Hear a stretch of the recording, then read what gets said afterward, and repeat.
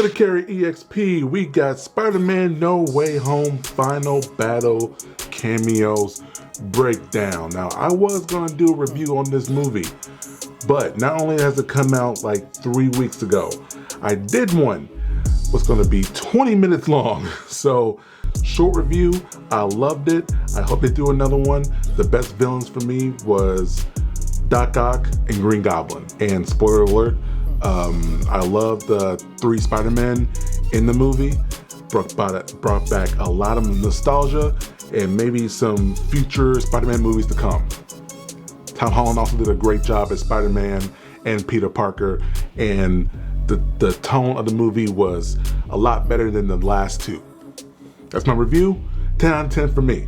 So what we're going to look at is the final battle cameos that I'm assuming is going to talk about the spell that went awry when Green Goblin broke the box. So we're going to see probably the people that were about to break into their universe. Eric Voss got us covered. New Rockstars is a great channel. Subscribe to him. All right, ready? Here we go, and bam. Welcome back to New Rockstars. I'm Eric Voss, and Spider-Man No Way Home burst the Marvel multiverse wide open, but you know what? Not wide enough. Because despite Green Goblin blowing up that machina dicadamadamadabadabados to crack purple reality rifts in the sky, nearly inviting hundreds of awesome multi-dimensional cameos into the MCU, Doctor Strange and Peter Parker just had to slam the door in all of their faces. Don't they know that we have an open door policy in this house of them? At least to everyone not named Ralph Boner, because we already have one. I have seen No Way Home 5 times in IMAX, and still, trying to make out every single one of those glowing silhouettes is tough.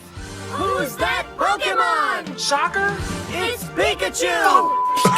However, I could actually make out quite a few of these. Several more than I initially spotted in my big ol' Easter egg breakdown. Really? Well, wait a minute, 10 million views? Holy Scooby-Doo shit, thanks everybody! Well, let's break down the new cameos I found and what that tells us about the plans to introduce these characters in future films. And before we begin, thanks to Truebill for sponsoring today's video. More about them later. So, when the rifts crumble across the sky around Liberty Island, from the other side of those cracks appear countless glowing shapes. Most of them no bigger than stars, but you can start to make out their shapes in 3 to 4 shots of this film. First, when the 3 Peters look up at the sky, Tobey Maguire Peter thinks he's dying and sees people in the sky, and then we first see a wider shot showing several characters in that rift, then we punch in closer on a few of them. And then, a moment later, Tom Holland Peter swings up to Doctor Strange atop the Statue of Liberty, where there is another wide shot, and then one final punch in closer on a few more characters. The most prominent among all of these is a figure holding a spear with thick shoulders. This is Kraven the Hunter, the Spider-Man villain that the No Way Home screenwriters actually initially cited as a villain of interest for this 3rd film when they were writing it, but in the months since, cast by Sony as MCU Pietro Maximoff actor Aaron Taylor Johnson for an upcoming solo film. Most likely going to be based on the amazing Kraven's Last Hunt comic. I think we can expect Kraven to take place in that Sony villain-dominated side universe of Venom and Morbius. Morbius, a movie that was just delayed from January to April, perhaps to give them time to include a cameo by Andrew Garfield Spider-Man, since that Morbius trailer did show the Garfield continuity Oscorp Tower and graffiti of Spider-Man as a murderer, and Andrew Garfield Peter mentioned falling into a violent streak in his timeline. Then again, Morbius will also feature the MCU, Michael Keaton, Vulture. I don't know, maybe that was a sloppy spill from this reality into that one when all those rifts were happening, or maybe just another confusing example of some variants looking like the same actors across different realities, as we saw with J.K. Simmons, J. Jonah Jameson.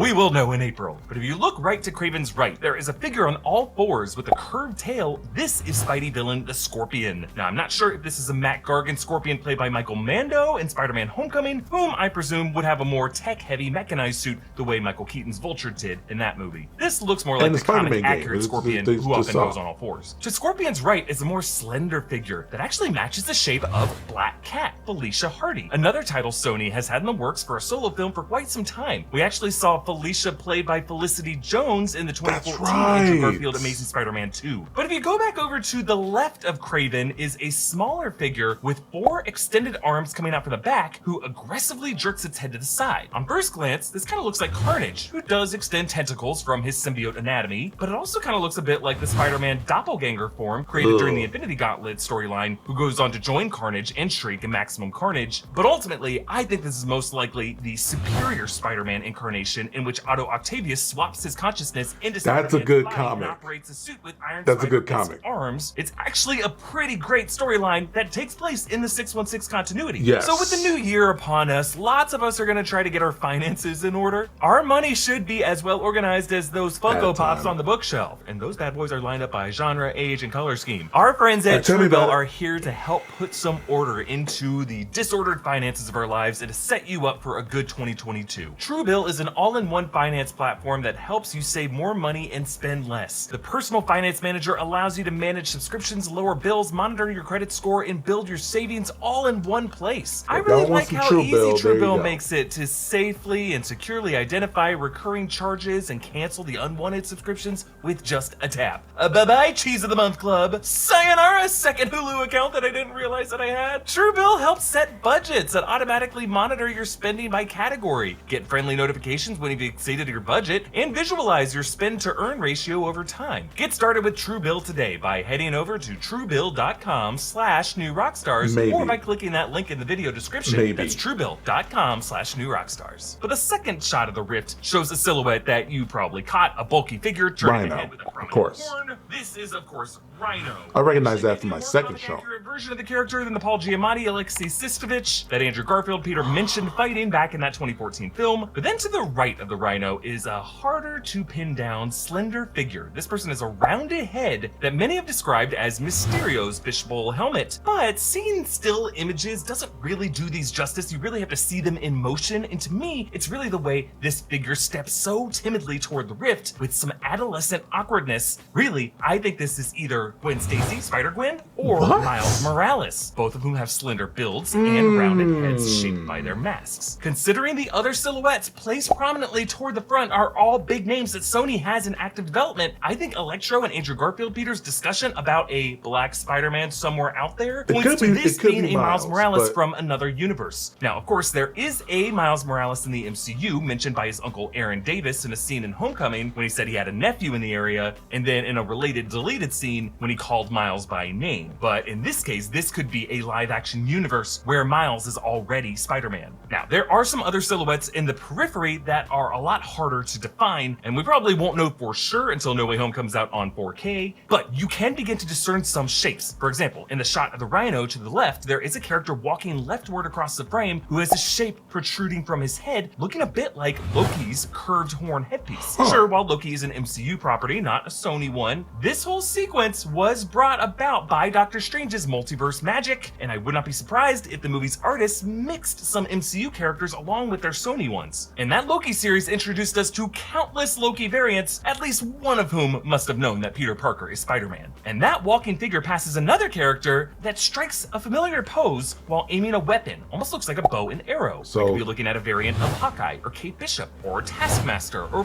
Bullseye. But I don't know, striking that pose, it also almost looks like an Iron Man variant extending his repulsor arm. But the shape I was most interested to spot is visible only when the Peters first look up at that Craven Rift. The brightest figure on the far left of that lineup, which looks like a slender, seated figure with a number of arms twisting out from its center and an interesting hairdo coming out from the top of the head. This could be Madam Web, Cassandra Webb, a psychic mutant who sits at the center of the web of life and destiny that bridges all the Spider-Verses together. As we expand further and further into a live Madam action Web Spider-Verse, was Madam Web so would be key the figure in the you would animated see peering show. out from an interdimensional rift like this. And with that little mysterious moment of Peter's spider sense able to bypass the magic of Doctor Strange as Peter was in his astral form, I think that's a little indicator that all Peters could share a cosmic arachno frequency that stems from Madam Web. And this silhouette's position in the front of the line leads me to suspect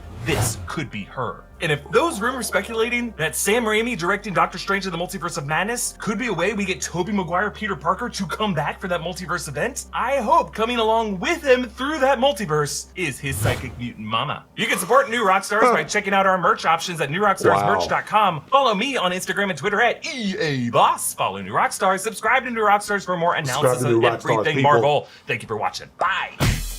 Okay. So wow. Okay. So a lot to uncover there. So a part of me believes in these.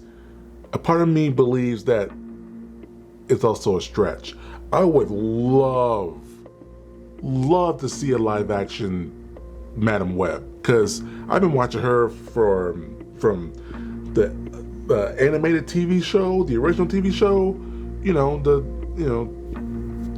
Spiderman, like that one. And from the video games also. It would be cool to see a live action Madam Web in that. And also, I didn't know if it was people trying to come through from the universe that was just all bad guys, or just people that know him. Like, is it villains and heroes at the same time? I don't know. But I thought it was all bad guys. But I think the main two variants that would have came to that universe, one of them would have been cool if it was Miles. I don't know about a Spider-Gwen. I mean, that would be cool. But just the fact that they have mentioned Miles Morales twice, in Homecoming and in No Way Home, that makes the most sense. I don't know about a Spider-Gwen. I mean, that'd be cool if we had a live action Spider-Gwen, but we'll be pretty much just, copying Spider-Verse, which comes out this year, I believe. So I don't see a point in that, even if it was just reference of her death, but not as her being a superhero. I don't know. I think the most hype part of that was Madam Web to me. I'd love to see Madam Web just bring in bits and pieces of what we've seen in the past with a TV show, maybe games or whatever.